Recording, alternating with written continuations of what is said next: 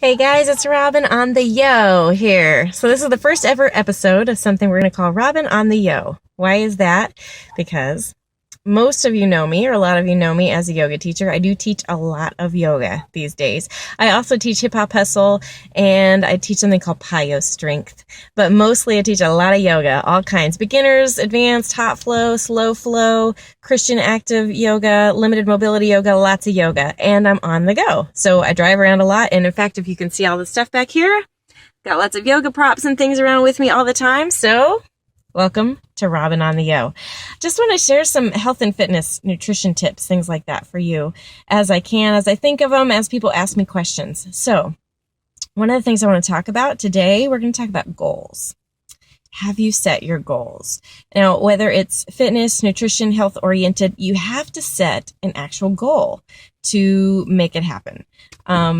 You can't just sit around waiting for things to happen, unfortunately, right? I mean, sometimes, yeah, you're blessed. Things just happen. Wow, I didn't even work for them. That's grace. And that is amazing and wonderful. Happens all the time. But let's just say there is something in your life, something you're kind of hoping for and wanting. It becomes a goal. And I want to talk to you about the difference between complacency and contentment as well. So it's good to be content. The Bible says that godliness with contentment is great gain. So being appreciative of what you have in your life, spiritually, mentally, physically, the people around you, that's wonderful.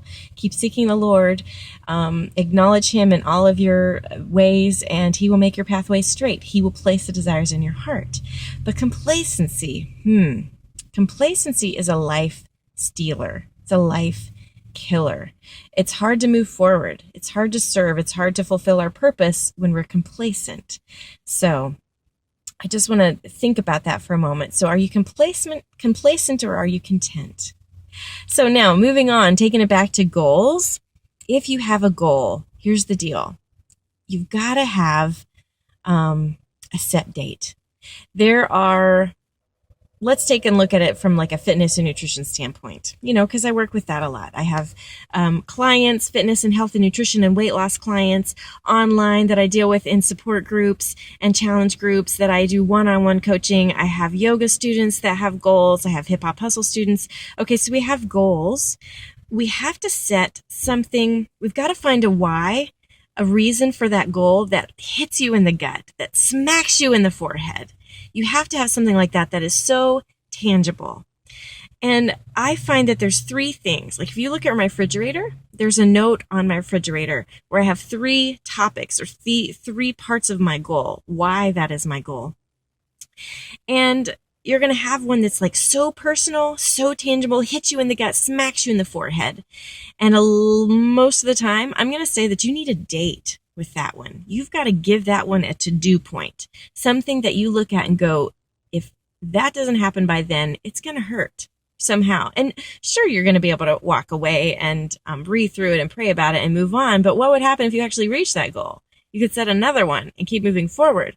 So below that, you've got some other reasons. You've got personal reasons that have to do with you, the people around you, your family, how it affects you. And then you're going to have personal reasons that are more business and world oriented. So how it affects other people, your larger circle. So it's kind of left, you've got your like right within in your gut, why, reason, date. Then you've got your slightly larger circle or the things that are personal and affect people around you, but maybe a little more nebulous. And then you've got your larger scheme of things kind of goals. Here's the deal. You set the one that has the date, the smack you in the forehead. I don't want to regret this kind of one. Those others are going to line out. So you have to set a date for that. For me personally, right now, I have certain fitness goals that I have a date set that I want to reach something by. And it's like, a lot of times they're not the noble ones. A lot of times it's the one where like you want to look good in a certain outfit or if you got a trip coming up, that is a set date. Below that, for me personally, I've got how I interact with my family, having vibrance and energy and health with my family, my friends. And then I've got like personal business as far as like being a good leader. inspiring the people that follow me, the people that lean on me for my advice, for my expertise in health and nutrition and fitness, my team of Beachbody coaches who are looking to me to set a good example, to keep inspiring them. It trickles down, but I have to have that one thing, and I've got to set a date, and I got to write it down so that I will go for it. So find your why, the thing that hits you in the gut, smacks you in the face, put a date to it, and go for it. And everything else is going to line up. And then once you reach it, you're going to want to set it again. Because we haven't arrived, right? This side of heaven, we won't ever have arrived. So there's going to be something you want to reach toward, physical, mental, spiritual, whatever. But name it, write it down, set it, and then move forward. Have a great day, guys. Thanks for watching Robyn on the Yo.